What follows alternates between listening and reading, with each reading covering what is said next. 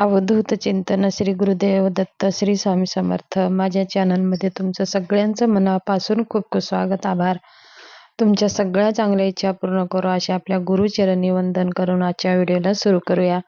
चला तर आज आपला विषय आहे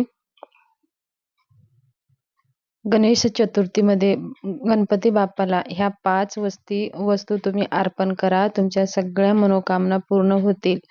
तुमचे कोणतेही संकट असू द्या, कोणत्याही कठीणातले कठीण कार्य असू द्या, गणपती बाप्पाच्या कृपा आशीर्वादाने पूर्ण होतील.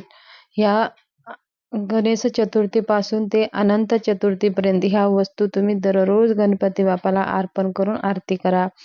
गणपती बाप्पाला अत्यंत प्रिय ह्या 5 वस्तू आहेत. जरी तुमच्याकडनं एखादी सेवा कमी झाली तरी पण चालेल, पण ह्या 5 वस्तू अजिबात अर्पण करायचं विसरू नका. त्या कोणकोणत्या 5 वस्तू आहेत ते आपण जाणून घेणार आहोत. गणेश चतुर्थीपासून भगवान गणेशाला प्रसन्न करण्यासाठी, आपल्याला काही मनोकामना पूर्ण करण्यासाठी, संकटे दूर करण्यासाठी आणि आपल्या कठीणातले कठीण कार्य पूर्ण करण्यासाठी बाप्पाची आपण सर्वप्रथम पूजनीय देवता म्हणजे गणपती बाप्पाची पूजा केली जाते. आपल्या घरामध्ये 10 दिवस गणपती बाप्पा स्थापना करून आपण पूजा करतो. आणि पार्थिव गणपती बाप्पा म्हणजे आपली मनोकामना, आपल्याला काहीतरी देऊन जाणारे हे गणपती बाप्पा आहेत. म्हणून आपण त्यांच्याकडनं घेण्यासाठी आणि त्यांचं कृतज्ञता प्राप्त करण्यासाठी, त्यांचं कृपा आशीर्वाद प्राप्त करण्यासाठी त्यांच्या आवडती आणि प्रिय वस्तू त्यांना समर्पित करायची आहेत. गणपती बाप्पाला अत्यंत प्रिय काय आहे म्हणजे हे दुर्वा आहे. गणपती बाप्पाला दुर्वा नक्की आवर्जून समर्पित केल्याने भगवान श्री गणेश कृपा आशीर्वाद आपल्यावर अखंड राहतं. तसेच भगवंताला नैवेद्यामध्ये अत्यंत प्रिय नैवेद्य म्हणजे मोदक. भगवंताला सगळ्यात अतिप्रिय मोदक आहे. म्हणून आपण गणेश चतुर्थीपासून अनंत चतुर्थीपर्यंत दररोज आपण मोदकाचा भोग आपण गणपती बाप्पाला नक्की आवर्जून लावावा, म्हणजे आपल्या सगळ्या मनोकामना पूर्ण होतात. त्याचबरोबर भगवंताला फुलामध्ये कोणतं फूल प्रिय आहे तर जास्वंदाचं लाल फूल भगवान श्री गणेशाला प्रिय आहे. जरी आपल्याला दररोज शक्य असेल तर भगवंताला जास्वंदाचं लाल फूल समर्पित करावे. आणि ते जर लाल फूल नसेल तर दुसरं लाल फूल, कुठलंही लाल फूल घेतलं तरी पण चालेल. पण एक काळजी घ्यायची आहे की भगवंताला तुळशी पत्र वर्ज्य आहे. श्री भगवान गणेशाला तुळशी पत्र अजिबात अर्पण करू नये. आपण नैवेद्य दाखवताना देवांना आपण तुळशी पत्र अर्पण करून नैवेद्य दाखवत असतो, पण गणेशाला हे तुळशी पत्र वर्ज्य आहे. म्हणून नैवेद्य दाखवताना आपण दुर्वा अर्पण करूनच नैवेद्य दाखवावा. आणि पाणी सुद्धा नैवेद्याभोवती दुर्वा घेऊनच 3 वेळेस पाणी फिरवावं.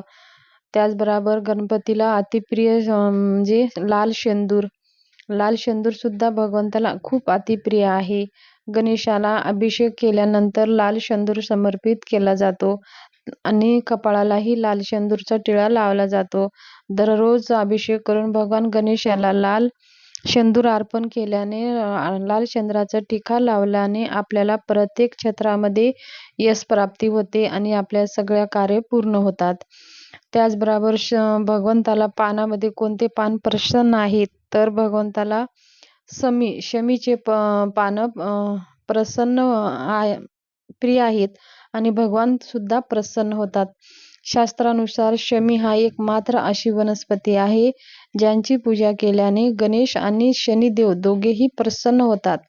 अशी मान्यता आहे की भगवान श्रीरामाने रावणावर विजय मिळवण्यासाठी शमीची पूजा केली होती. शमी हे गणेशाचा अत्यंत प्रिय आहे.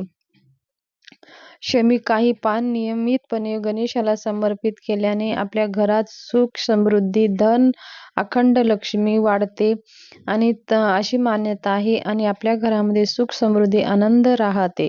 म्हणून आपल्याला ह्या गणेश चतुर्थीपासून अनंत चतुर्थीपर्यंत गणेशाला एक शमीपत्र दररोज अर्पण करावा. जर तुमच्याकडं अवेलेबल असेल तर तुम्ही शमीच एक हार करून तुम्ही गणपती बाप्पाला अर्पण करू शकता.